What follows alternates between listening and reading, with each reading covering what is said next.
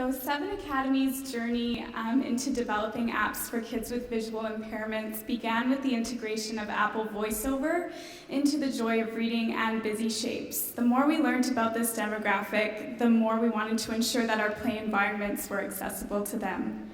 So we asked a friend, who also happens to be a blind iOS developer, about what his ideal app for the visually impaired would be.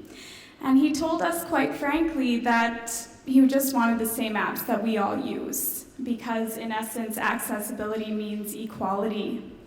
So the question then became, how can we apply this to the kids' scope? Were there specific design choices that we could make during our development process that would create a nice framework to be able to differentiate play?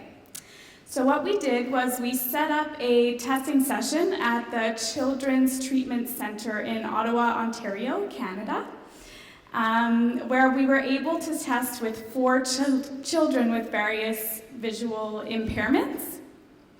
Our contact, Chantal, was kind enough to set us up with those 4 kids. 2 of the children had aniridia, which means they don't have an iris, so they can't process light that's going into their eyeball. And 2 of the children had cortical visual impairment, which is a neurological condition. One of the children with CVI also had cerebral palsy, so very limited motor ability. My timing is a bit off. Okay.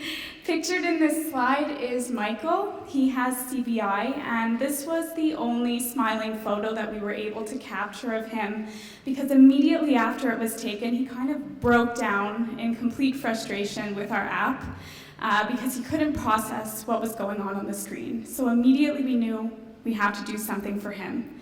So CVI is a visual processing problem. It often occurs as a result of some kind of brain trauma that happens during pregnancy. It is the most common visual impairment in children living in first world nations. Oftentimes, these children are described as seeing the world as if it were a kaleidoscope, in that they see what we see, but they can't make sense of any of the things that they're seeing.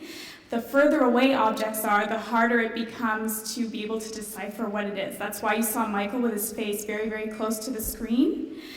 So according to Chantal, there were definitely some design considerations we could take when making apps that would appeal to these kids. The first is having a very simple, clean design. A child with CVI might be able to see the ducks in this image, but the cow and the whale are just going to totally disappear into the background. So that's why that clean design and easily distinguishable objects is very important.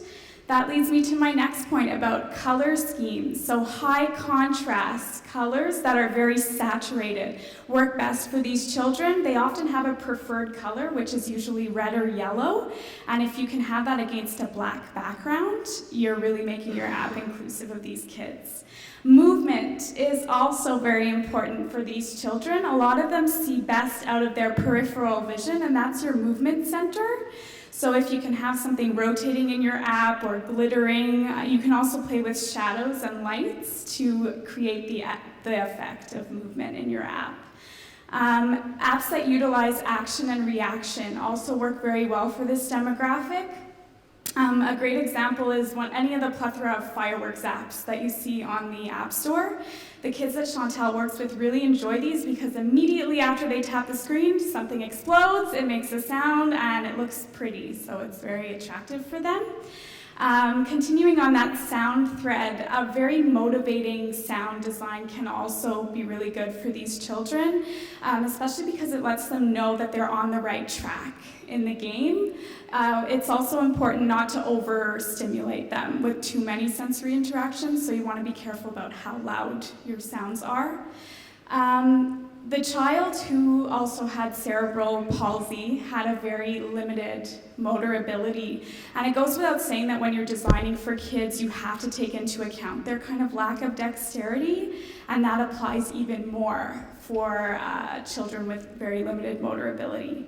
Perhaps the most important design consideration to take to be inclusive is thinking about providing a simple dashboard where parents or teachers can go in, maybe change the sounds, some of the colors in the game, or sometimes they can even adjust the levels, and then you're really creating that opportunity to be inclusive. We made a little summary checklist, if you want to have a photo of that, and also so I can breathe for a minute. You're probably also wondering what exactly we did with all of this information.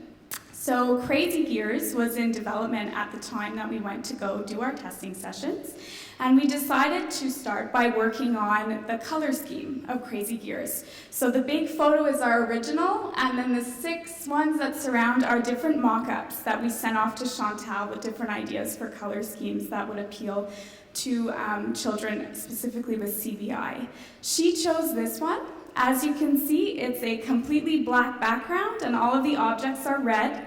Chantal told us that even the slightest patterning in the background can really derail a child with CBI, and if you're going to choose 2 colors, that might be too overwhelming for them, especially since there's 3 different objects to interact with on the screen.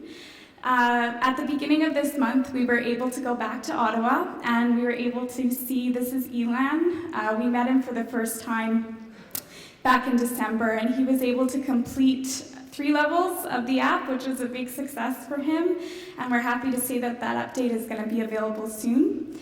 I'd like to leave you with a final note about the silent power of expectations in our lives, and I think if we change our expectations for what we can do as developers, and also of the children who we develop for, then we have this really big opportunity to open amazing doors. So, thank you.